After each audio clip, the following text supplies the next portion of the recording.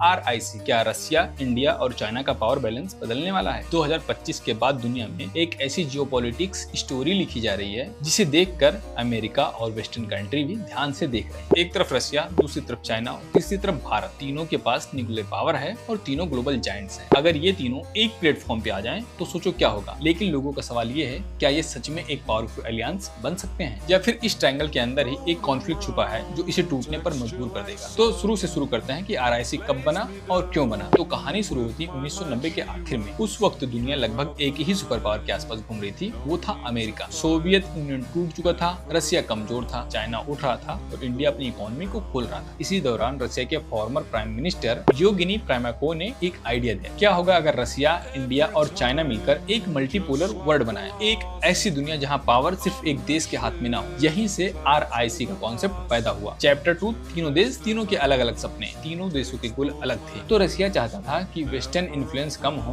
और उसका global importance बनी रहे, और दूसरी तरफ चाइना चाहता था कि इकोनॉमिक और स्ट्रेटेजिक सुपर पावर बनकर अमेरिका को चैलेंज कर सके। इंडिया चाहता था कि वो इंडिपेंडेंट रहे और किसी एक ब्लॉक का हिस्सा बिना बने अपने नेशन इंटरेस्ट को प्रोटेक्ट कर सके। सरफेस पे तो तीनों एक साथ दिख रहे थे, लेकिन अंदर ही अंदर एक प्रॉब्लम बढ़ रही थी। वो था इंडिया और चाइना का कॉन्फ्लिक्ट। इंडिया और चाइना के बीच बॉर्डर डिस्प्यूट 1962 के वॉर से लेकर आज तक सॉल्व नहीं हुआ है। फिर आया गलवान वैली क्लैश, दोनों देशों के सोल्जर के बीच